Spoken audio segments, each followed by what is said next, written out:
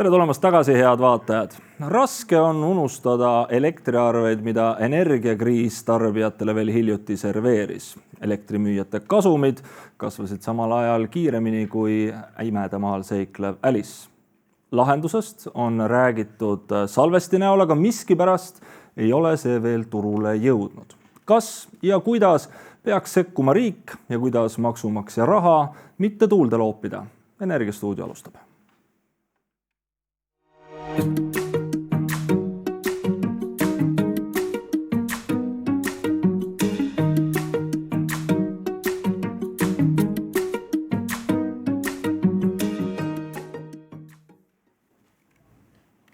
Andrew White, welcome to the program. Thank you. Andrew, you are the Associate Director in Energy and Mobility at KPMG. Your resume says that you're focused on helping clients develop a holistic energy transition strategy. What have you been up to lately and who are your customers? Maybe I'll give you a couple of highlights. Obviously, we work with many clients. Recently, though, I've been working with one of the major UK energy utilities who own generation, transmission, and retail as well. And I've been helping them to develop their strategy around power with carbon capture and storage so that we can have zero carbon electricity in the UK. And also looking at their strategy around how they can use renewable energy to produce green hydrogen. Mainly, I've been focusing with them on working around government policy and how they can develop their projects in a way that will help the government to achieve their net zero decarbonisation targets. Why is storage such a big topic, and why can't we simply build enough, offshore or onshore wind farms to give us the electricity that we need? Put simply, without more energy storage, we can't have net zero. So in order to reach net zero, we need 100% of our electricity to come from renewable zero carbon sources. That means that we expect to build a lot of onshore wind, offshore wind, solar. Whilst these are great sources of zero carbon power, they're also what we call intermittent. That means when they produce electricity, really depends on what the weather's doing, which can change at any moment. And that makes the system really hard to manage. So we see volatile prices, difficulty managing the grid, and also shortage of resilience. Energy storage is one of the technologies and one of the solutions that can make a really big difference and help keep costs down and give us a more resilient system. But it has some challenges, and the reason that storage is so discussed is because overcoming these challenges is essential for us to meet the net zero targets we have. Well, this afternoon when people gathered in this studio, the price per kilowatt hour in the Estonian market was about half a cent. When we close our doors here, the price per kilowatt hour will have gone up from half a cent to about 17 cents per kilowatt hour. Mm-hmm. Is this kind of volatility something that we should get used to? Is it inevitably linked with renewable energy?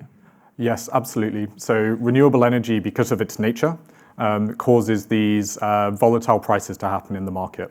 Unless we can have what we call flexible sources of generation. So these are sources of generation that we can control, so that when the wind drops, we can turn on the other sources of generation to make sure that we can still meet demand.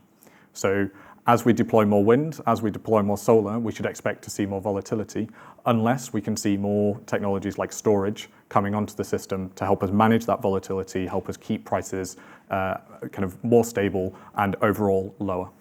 If energy storage is so obvious, why isn't it happening already? In a nutshell, because we need more long-term certainty to enable private sector investors to make their investment decisions on these assets. Right now, we have a market design which is very good at sending short-term price signals based on the supply and demand that we have in each half hour. Pretty soon, we'll have even better short-term price signals because we'll be moving to 15 minutes. Whilst that's really good for price formation in the short term, these signals are simply not enough to help investment cases in assets that have potentially quite long construction periods, so maybe 7-8 years. So short-term price signals simply aren't enough, and we need to have kind of policies and mechanisms in place that give that longer-term view of where revenue and revenue certainty will come from. The energy crisis showed major profits for everyone who was involved in energy production. Isn't green energy and sustainable energy already market-based? I mean, why should the taxpayer foot the bill? In short, whilst the investment into renewable energy is going to be kind of high in the short term, over the long term, there's also a cost of doing nothing. So as carbon prices rise, traditional forms of electricity will also continue to get more expensive and we'll need to find alternatives. Equally, if we continue to invest in renewables and we deploy them extensively over time without also bringing forward storage, what we'll see, as we've already discussed, is this higher volatility, higher prices, less system resilience. And therefore, what we really need to see is investment into storage as well, so that we can create these overall benefits to society in a green, stable and sustainable grid. So how should the government intervene? What are the investors mostly desiring? Stability is a nice dream, but in Estonia, I think pretty difficult to achieve. So the key in designing any policy intervention is making sure that you're targeting the specific problems that you need to solve. So if we look around Europe, there are lots of different types of intervention that we could choose from, but not all of them will be suitable to the problem that we have. What we're talking about here with long duration storage is really this sense of revenue stability. So this is about certainty, not subsidy, just to be clear. And so many of those mechanisms like CFDs or capacity mechanisms, which are focused on filling a financial gap in the market, aren't necessarily the suitable ones here. What we do need to then look at is also having the right incentives on storage to be responding to what the market requires. And that means that we're also looking for a mechanism which ensures that those incentives are in place, which probably rules out things like regulatory asset bases. So the solution that kind of solves both of these problems, being both market-based and providing revenue certainty, is something like a cap and floor. Cap and floor. Do you have any clues what the cap and what the floor should look like in Estonia? That will really depend on many other factors within the overall design. So there are many risks that need to be allocated between the developer, their contractors, the market, and the state that would potentially underwrite the floor. Where those risks get allocated to would have a really big impact on what the levels of the cap and floor should be. The reason I'm asking this is because, well, as we all know, there is a big revolution of renewable energy. Many new offshore wind parks are also being planned in Estonia. And I guess what the politicians are asking is, how can we make sure that we don't make a deal with a nice businessman who promises us stable energy prices at a moment where it's really difficult to predict what the price per kilowatt hour will look like in the future. So how do you fix that cap and floor? Yeah. So the truth is, we don't have a crystal ball. It's impossible to be certain what's going to happen in the market and what's going to happen to prices in the future. Would be nice if we did have that. I was hoping that you at KPMG have that. We're working on it. We're working on it. Not quite there yet. So in that context, this is why we need to think so carefully about how we design the mechanisms that we seek to put in place. And if we talk about the kind of inherent nature of the cap and floor, what it does is it, as well as providing a guarantee of minimum revenues, it provides a cap so that if market prices rise and there's a lot more revenue to be earned in the market than anticipated, it also means that that amount of money above the cap gets returned back to consumers. So there's a built-in protection against overcompensation. And just a small example from where cap and floor regimes have been used before, in the recent high prices in between the UK and sort of continental Europe, around about £200 million was returned back to customers in the UK as a result of market prices being above the cap. But if we don't intervene with government decision, with taxpayer money, will these projects, will we ever see these projects? You can never say never, but there are, as we discussed, some quite significant challenges to these projects coming ahead. The long construction time, the high capex, the lack of a route to market that can be signed and banked in advance of the construction starting make it really very difficult for investment community and developers to get these projects over the line without some form of support. But again, I go back to really the need here is for the revenue certainty. It's not about subsidy. We can see that there's enough volatility in the market for revenue to be earned. But without that bankability, without that certainty, it's very difficult to see these projects coming forward without some form of government backing. And if I could just conclude, less than 5%, 95% of pumped hydro and large-scale storage that has been brought forward globally has been brought forward with some form of government support or long-term contract with a state-owned agency. What is the current state of the market for energy storage in the region and in Europe? I mean, how important are these projects and where are they actually being developed? So these projects are hugely important. The same trends that we're seeing in Estonia with the deployment of renewables driving a need for storage are being experienced everywhere, not just in the region, not just in Europe, but North America, Australia, and other markets as well. The status that we see is new projects are coming forward under different regimes, but always with some form of government support. So an example maybe in Australia, where the national government took a 1.4 billion Australian dollar equity stake in the project, and also negotiated a long-term contract with the national system operator. Another example is maybe in Switzerland, with a project that came forward that had a consortium approach. So that included the national utility, but also the local state government and a number of other off-takers.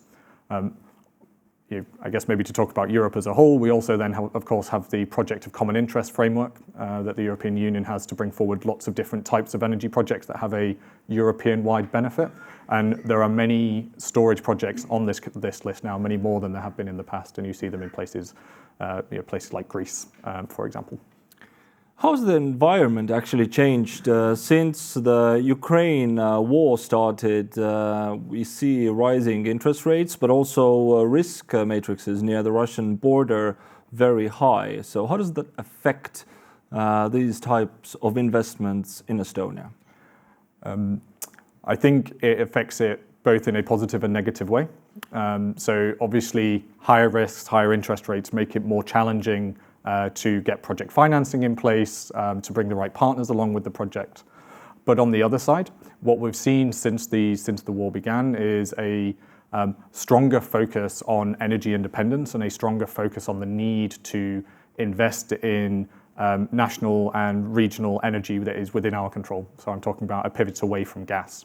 So there's been an acceleration of the targets and the investment going into renewable power, which again then just strengthens the business case and strengthens the need case for these large-scale storage projects. So challenges, but also some benefits. You mentioned the EU common interest projects. Estonia's pumped hydro energy storage also belongs to that list. Now, what does that exactly mean? So it means that there's a kind of commitment at the EU level and then also at the regional level for these projects to be brought forward and to collaborate between the relevant parties to help make that happen. So making sure that permitting can be in place, making sure that any kind of regulatory barriers are discussed and overcome. So it basically means that there's a added level of kind of collective emphasis on making sure that these projects can be delivered.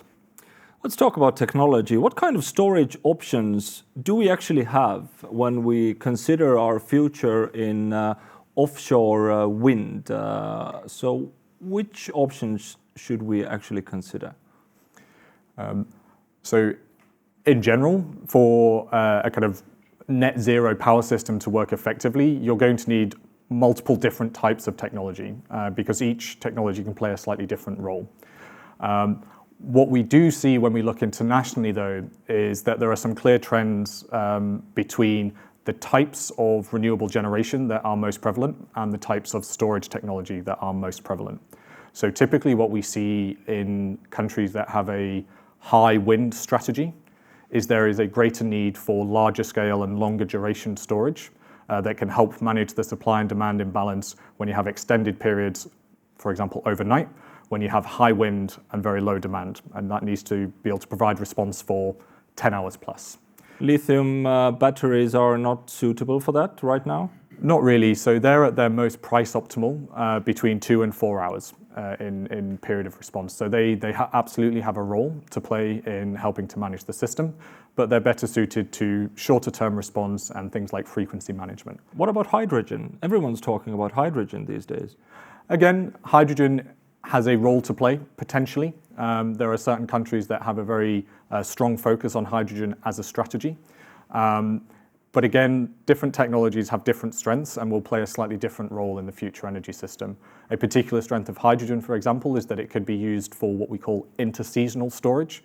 So this is storing energy over weeks and potentially months to manage the mismatch that you might get between energy you can produce during the winter from wind and needing to use it in the summer, perhaps say for cooling. So it has a role, but it's a slightly different role and one that is better suited to the type of technology that it is. So pumped hydro for Estonia seems to make sense. In a nutshell, yes. I think you have a high wind strategy. You are seeking to reach a net zero system, and you need then a technology that will help you to balance your system, manage it in a cost-effective manner, and help you to achieve energy independence and resilience. Why not just build a huge cable to Finland and from there on to our other Nordic partners who have already made good progress in renewable energy? Again, there is absolutely a role to play for interconnection in helping to have a resilient system that has multiple sources of flexibility on it. One big issue that exists potentially with interconnectors is that if there's low wind in Estonia, there's probably low wind amongst your neighboring countries, which means that you're still going to see price rises and volatility at a regional level rather than at a national level. And so you'll still want to have indigenous resources within Estonia that you can call upon to help manage your system and manage your prices in those periods. I read that China aims to have 270 gigawatts of pumped hydro capacity by 2025. Will we still have enough machines to drill those huge holes in the market if China is taking it so seriously? Indeed, there is a level of competition there around the supply chain, and this is something that we see across many of the technologies that need to be deployed for the energy transition. That is something that every project will need to face, and the sooner that we can achieve certainty for the projects in Estonia, in Europe, so that they can take their final investment decisions, give certainty to their supply chain, start placing their orders, the sooner we can have all of those things in place, the better a chance we have of delivering the projects on time. So coming back to the key question here, the state support, how to use taxpayer money in the most efficient way. Can you summarize? I mean, how can we make sure that we have these projects that we need? And how can we be sure that we're not wasting taxpayers' money? Yeah, I think I've mentioned some of these things already. So the first is making sure that you design any policy to target the specific problems that you face and achieve the specific targets that you have. In this case, something like a cap and floor is very helpful because it provides certainty, not subsidy, because it ensures that the asset is still incentivized to operate on a market basis and seek revenue in the market. And the cap makes sure that any excess profits are returned to customers. So there's a number of inbuilt safeguards there to ensure value for money. There are also other things that you can do when setting policy to overcome the crystal ball challenge, if I can call it that, which is also to look at countries elsewhere. So some countries are further ahead in their journey in deploying renewable energy, and you can sort of maybe get a glimpse of the future by looking at what they've been doing. Thank you very much, Andrew, for this discussion. Because we have an audience in the studio, I would now be happy to hand the floor to you, ladies and gentlemen, and if you would ja kui te soovite esitada oma küsimuse eesti keeles, siis ma annan endast parima, et see tõlkida Andrewle inglise keelde. Jokolt on küsimus, Jüri Mutika on teel ja toob mikrofoni. If you don't mind, two questions. How do you see, if we have a high wind strategy, which officially we don't yet have, but we might do soon, what kind of partnerships do you see regarding the grids? And the second one, should the people of a country earn or somehow benefit from the export, for example, in the form of huge of wind? So couple of words maybe about that. Thanks. Two questions. So thank you. I think I heard a question about partnerships needed to connect the offshore wind and to build the grid, and a question about benefiting from export. So there are a number of different routes to delivering grid infrastructure. There are kind of competitive regimes that you could put in place, for example, so put them out to tender to create the offshore grid, or you could kind of do that through your existing network companies.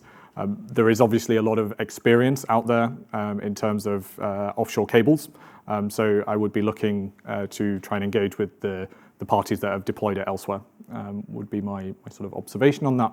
And then in terms of should people benefit from exporting the electricity, I think yes, that's kind of a principle of export, is that you want to see kind of the value of that return to the country where it originates.